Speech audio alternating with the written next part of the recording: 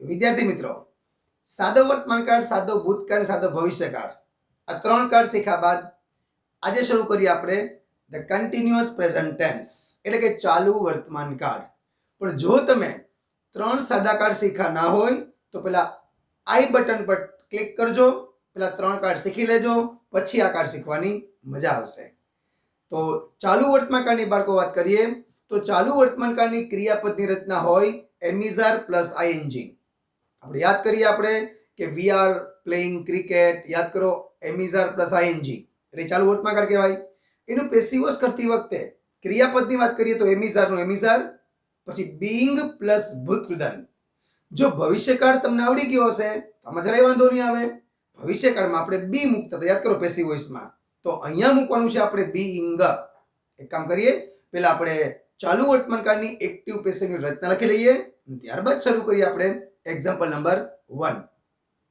The teacher is teaching English. Clear? એનું passive voice કરીએ આપણે. તો કર્મ આગળ લઈએ, કર્મ છે ઇંગ્લિશ. હવે જોવાનું છે આપણે જો કે ટીચર સાથે ઇઝ છે. હવે આપણે કર્મ આગળ લઈએ ઇંગ્લિશ, તો એની સાથે પણ ઇઝ જ આવશે એટલે ચિંતા છે નહીં આપણે કાંઈ. તો પેલા કર્મ ઇંગ્લિશ, ટુ બી નું રૂપ કર્મ મુજબ એટલે ઇઝ નું ઇઝ એમ નામ રહેશે, ઇંગ્લિશ ઇઝ. હવે જે ટીચિંગ છે એની જગ્યા આવવું જોઈએ બીઇંગ ટોટ, મતલબ being plus past participle, being plus ભૂતકૃદંત. તો English is being taught by the teacher. Clear? Example number 2 જોઈએ. We are writing sentences. We કરતા, આર રાઇટિંગ ક્રિયાપદ, સેન્ટેન્સીસ એ કર્મ થયું, પછી ઇન ધ ક્લાસ હોય, નાઉ હોય, અન્ય શબ્દો જે હોય તેમને મૂકી દેવાના. બરાબર? તો આપણે આમ રાખીએ આપણે કે વી આર રાઇટિંગ સેન્ટેન્સીસ નાઉ. આગળ કર્મ લઈએ તો કર્મ છે સેન્ટેન્સીસ, અને કર્મ શોધવું હોય તમારે તો આઈએનજી વાળા ક્રિયાપદ પછી જે હશે એ કર્મ હશે, એ કર્મને આગળ લેવાનું. બરાબર? આપણે તો સેન્ટેન્સીસ આર. હવે જો પેલા વાક્યમાં શું હતું? ઇંગ્લિશ પ્રમાણે આપણે ઇઝ મૂક્યું હતું. હવે કર્મ છે સેન્ટેન્સીસ, તો સેન્ટેન્સીસ પ્રમાણે આવે આર, તો સેન્ટેન્સીસ આર. હવે એવું રાઇટિંગ છે. બરાબર? તો રાઇટિંગની જગ્યાએ મૂકવાનું છે આપણે being written. Sentences are being written by us અને નાઉ. એક્ઝામ્પલ નંબર 2 થયું. એક્ઝામ્પલ નંબર 3 જોઈએ હવે. You are calling me from the window. કે તમે મને બારીમાંથી બોલાવી રહ્યા છો. યુ કરતા, આર કોલિંગ ક્રિયાપદ, મી કર્મ, અને ફ્રોમ ધ વિન્ડો એથી આપણા અન્ય શબ્દો. કર્મને આગળ લઈએ આપણે, તો આમાં આઈએનજી પછી જુઓ યુ આર કોલિંગ મી આવ્યું, તો મી તો સજીવ કર્મ થયું. તો સજીવ કર્મને કર્તા બનાવીને આગળ લેવાનો, તો મી નો કર્તા થાય આઈ. હવે આઈ પ્રમાણે મૂકવાનું ટુ બી નું રૂપ, તો એ થાય એમ. તો આઈ એમ. કોલિંગ ની જગ્યાએ being called. I am being called by you from the window. જો 3 એક્ઝામ્પલ લખ્યા આપણે, 3 3 માં જુઓ. પેલામાં ઇઝ છે ટુ બી નું રૂપ પેસિવ વોઇસમાં, બીજામાં આર આવ્યું અને ત્રીજામાં એમ આવ્યું. આપણે ખ્યાલ હોવો જોઈએ કે કર્મ મુજબ ટુ બી ના રૂપ મૂકવાના છે. વિદ્યાર્થી મિત્રો, હકાર રચનામાં ક્યારેક એવું પણ બનશે કે તમને શરૂઆતમાં આજ્ઞાર્થ વાક્ય આપ્યું હોય, એ આજ્ઞાર્થ વાક્ય આપણે એમને રાખી દેવાનું હોય. કેવી રીતે? જો એનું એક્ઝામ્પલ તમને આપું કે ડોન્ટ ટોક લાઉડલી. મોટેથી વાતો ન કરો, તો એ આજ્ઞાર્થ વાક્ય થયું. બરાબર? એમાં કર્મની કઈ વાત નહીં કરવાની આપણે, એમાં કર્મ હોય જ નહીં, તો એ વાક્ય એમને મૂકી દેવાનું. જો ડોન્ટ ટોક લાઉડલી કર્મ એમનું, એમાં કર્મ છે જ નહીં કાંઈ. હવે પછીનું વાક્ય જોઈએ આપણે. જો my father is reading the Ramayana, તો ડોન્ટ ટોક લાઉડલી એમને મૂકી દેવાનું, અને my father is reading the Ramayana એનું પેસિવ યુઝ કરવાનું. તો એ કેમ થાય? તો the Ramayana is being read by my father. Example number 2 જોઈએ. Look, he is solving a difficult problem. કે જુઓ, એક અઘરો પ્રોબ્લેમ સોલ્વ કરી રહ્યો છે, તો એ જગ્યાએ લુક નો લુક એમને મૂકી દેવાનું. Look, a difficult problem is being solved by him. બાકીના ફેરફારો આગળની જેમ જ છે. ફેર કેટલો છે કે આગળ આજ્ઞાર્થ સૂચક ક્રિયાપદ કે નાનકડું આજ્ઞાર્થ વાક્ય આપ્યું હોય એમનું રાખવાનું. એક્ઝામ્પલ નંબર લાસ્ટ જોઈ લઈએ આપણે એમાં. કીપ સાયલેન્સ, શાંતિ રાખો. She is singing a nice bhajan. શાંતિ રાખો. She is singing a nice bhajan, તેની સરસ ભજન ગાઈ રહી છે. તો કીપ સાયલેન્સ પેલા એમને મૂકી દેવાનું. પછી nice bhajan is being sung by હર.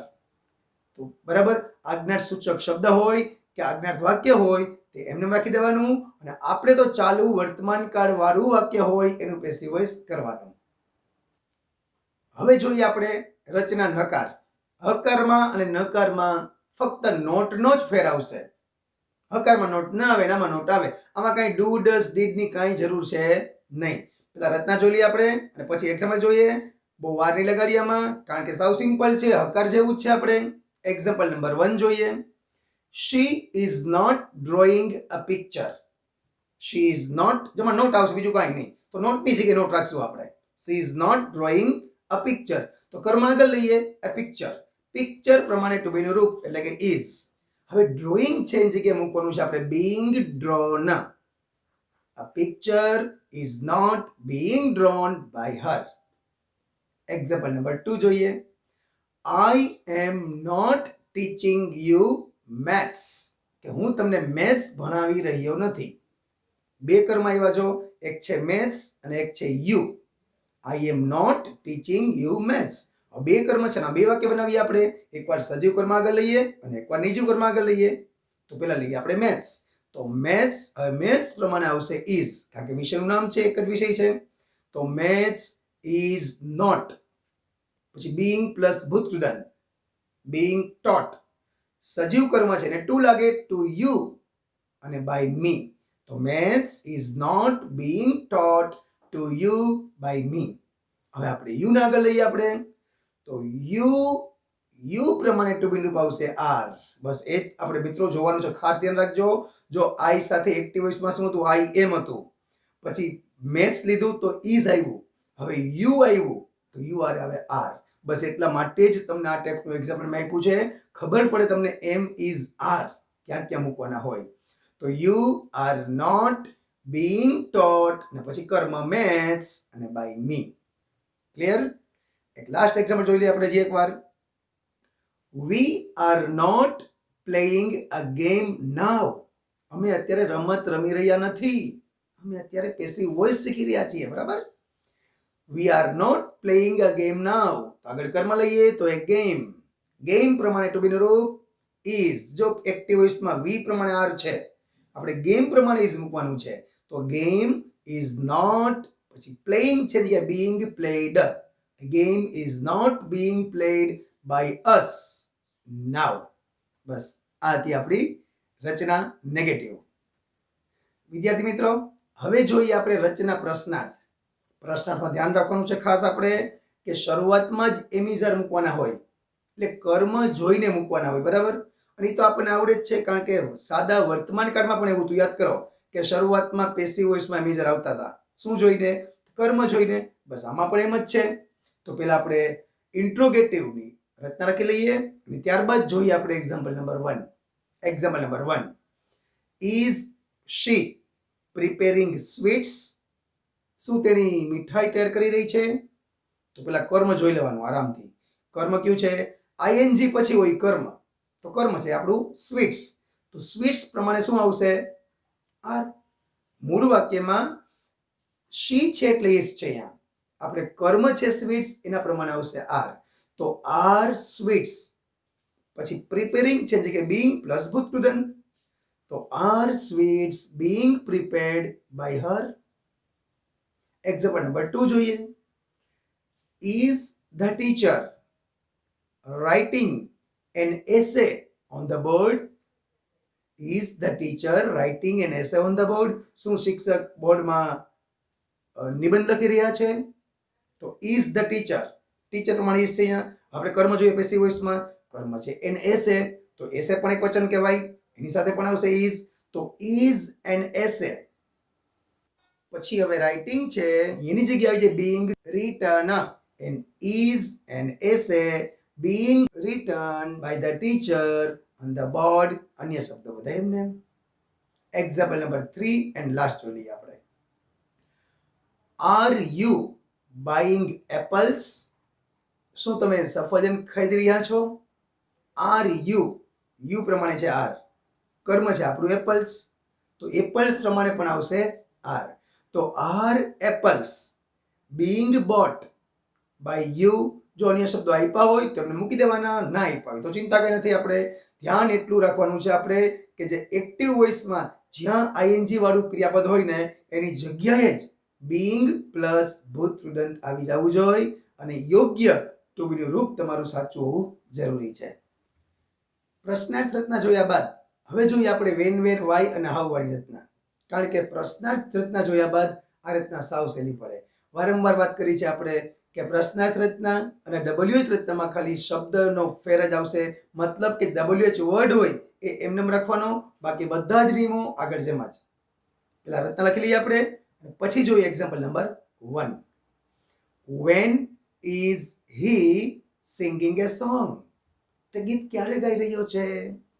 એક બીજી ખાસ વાત જણાવી દઉં કે આ ટાઈપની રચના હોય ને તો ચાલુ વર્તમાનકાળ દ્વારા સાદો ભવિષ્યકાળ દર્શાવાય. જો હું તમને એમ કહું, તમે ગીત ક્યારે ગાઈ રહ્યા છો, મતલબ તમે જે ગીત ગાવાના હો ને, હું અત્યારે પ્રશ્ન પૂછું છું તમને, ખાલી સમજાવવાની વાત છે. તમે એમ કહું કે I am going to watch a movie tomorrow.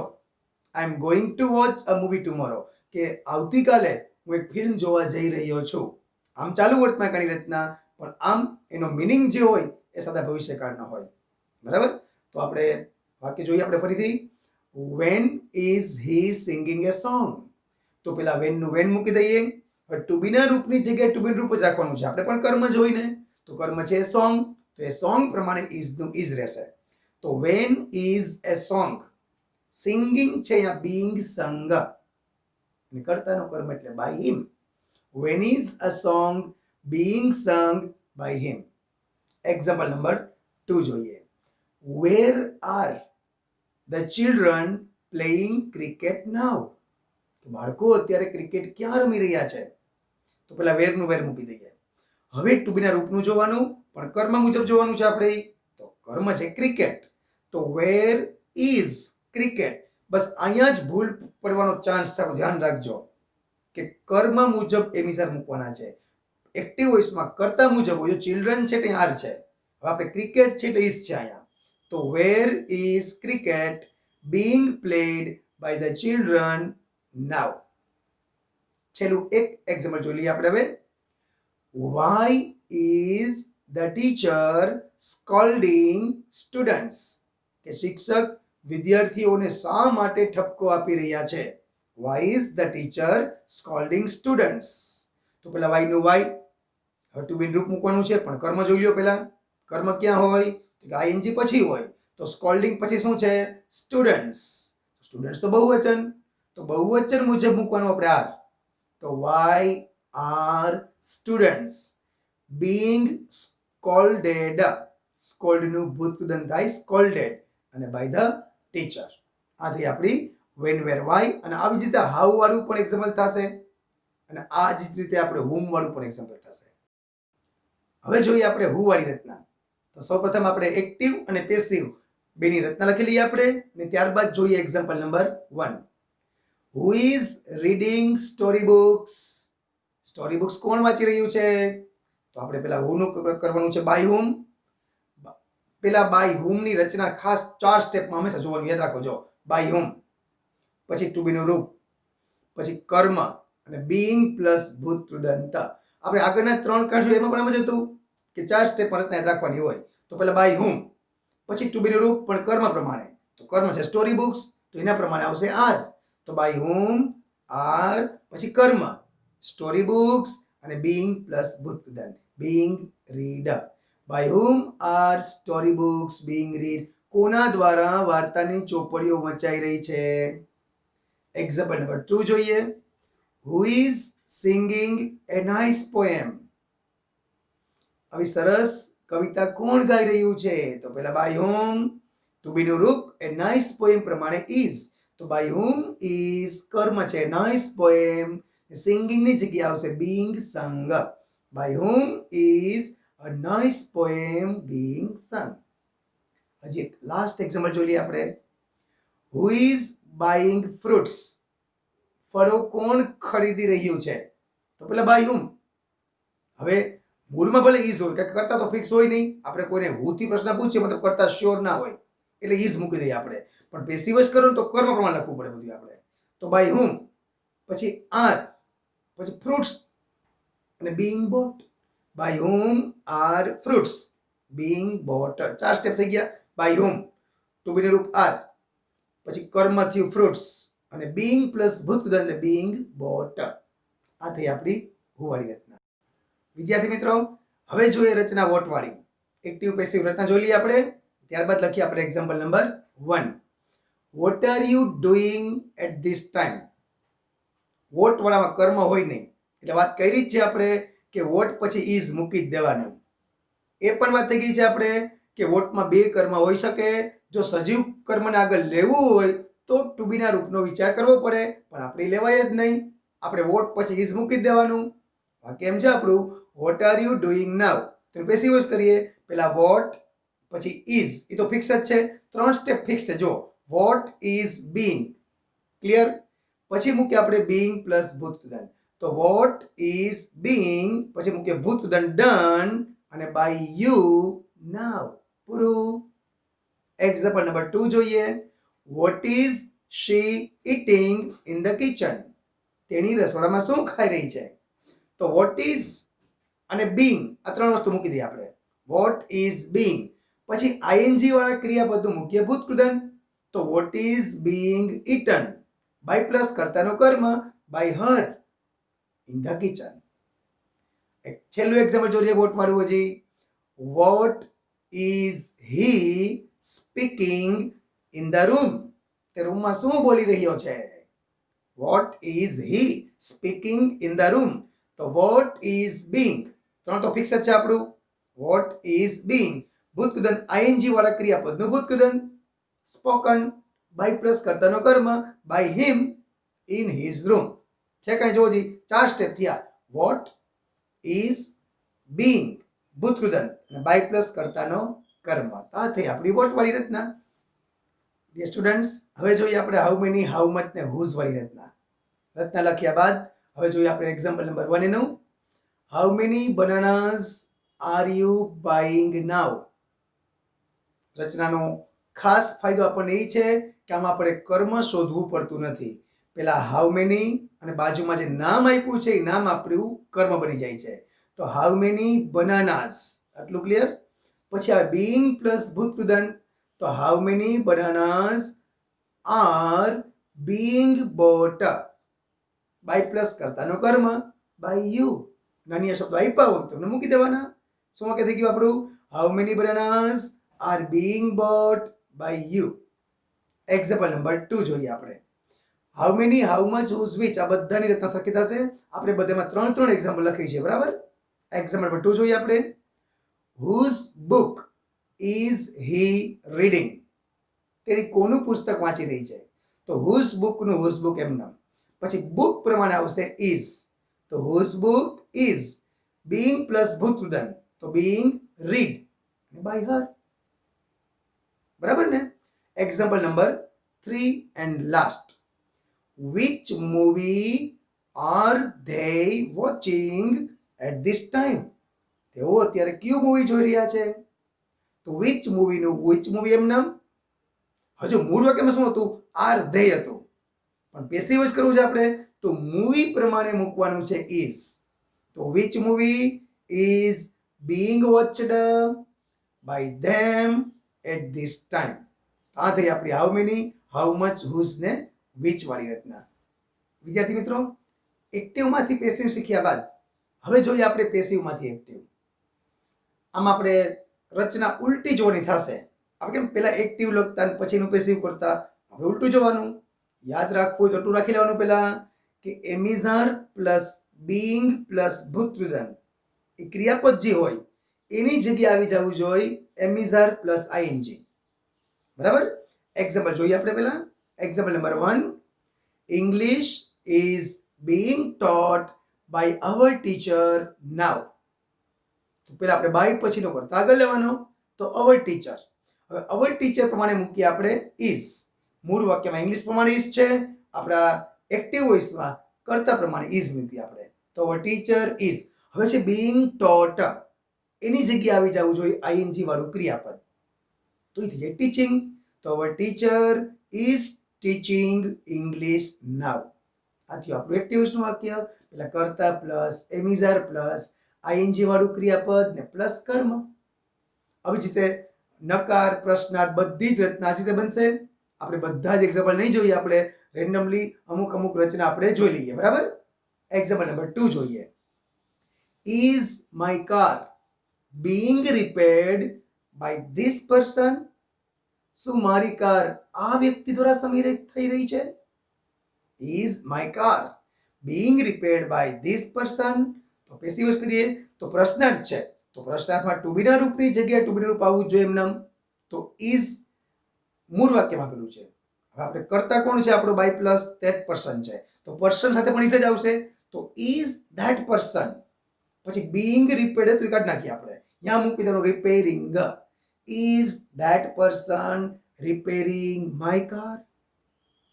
Example number 3 જોઈએ. By whom is the room being decorated? કે રૂમ કોના દ્વારા શણગારાઈ રહ્યો છે?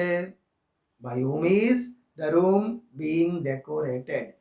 તો એક્ટિવ વોઇસમાં કરતા તો હોય જ નહીં, એટલે કે હુ વાળું વાક્યમાં કરતા ના હોય. એમ તો એક્ટિવ વોઇસમાં તો કરતા હોય જ, એટલે પહેલા હુ મૂકી દઈએ આપણે, અને હુ પછી ઇઝ મૂકી દેવાનું. હુ ઇઝ બીંગ ડેકોરેટેડ કાઢી નાખી, એની જગ્યાએ મૂકી દઈ ડેકોરેટિંગ. તો who is decorating the room. હજી બાય પછી કરતા ના આપ્યો તો શું કરવું? એવું એક એક્ઝામ્પલ જોઈએ. જો આપણે વાત કરી જ છે કે યોગ્ય કરતા મૂકવાનો, જો અને કરતા ફિક્સ ના હોય તો સમવન મૂકવાનો. એક્ઝામ્પલ જોઈએ આપણે. Our class is being disturbed now. કે આપણો ક્લાસને અત્યારે ડિસ્ટર્બ કરવામાં આવી રહ્યો છે. જો ખબર છે ને કોણ કરે છે, તો આવા સંજોગમાં આપણે સમવન લેવું પડે કે કોઈક આપણા ક્લાસને ડિસ્ટર્બ કરી રહ્યું છે. તો સમવન અરે ઇઝ આવશે એક વચન પ્રમાણે. સમવન ઇઝ આઈએનજી વાળું ડિસ્ટર્બિંગ, અને કર્મ છે our class. Someone is disturbing our class. છેલ્લું એક્ઝામ્પલ જોઈએ. ચલો આપણે. Naughty students are being punished in the class now. કે અત્યારે તોફાની છોકરાઓને સજા કરવામાં આવી રહી છે. બાય પછી કરતા નથી આપ્યામાં, તો તોફાની છોકરાઓને ક્લાસમાં સજા કરતું કોણ હોય? તો ટીચર. તો એવા સંજોગોમાં આપણે ટીચર આપણે એક્ટિવ વોઇસમાં આગળ લેવું પડે. તો કેમ વાક્ય બનશે? જુઓ, ધ ટીચર આ યોગ્ય કરતા ધારીને લીધો. આગલામાં કેમ ખબર નહોતી તો સમવન લીધું આપણે. આમાં ખબર જ છે કે ટીચર ધબધબાટી બોલાવતા હોય તોફાની છોકરાઓને, તો ધ ટીચર પછી ઇઝ. જો નોટિસ સ્ટુડન્ટ્સ પ્રમાણે આર હતું, હવે આપણે ટીચર પ્રમાણે ઇઝ, પછી આઈએનજી વાળું ક્રિયાપદ પનિશિંગ, અને કર્મ બનશે notice students in the class. અન્ય શબ્દો જે હોય તેમને મૂકી દેવાના બધા. તો આ થઈ આપણું પેસિવમાંથી એક્ટિવ. તો વિદ્યાર્થી મિત્રો, અહીંયા પૂરો કરીએ છીએ આપણે ચાલુ વર્તમાન કાળ. આશા છે કે ચાલુ વર્તમાન કાળની બધી જ રચના તમને સમજાઈ ગઈ હશે.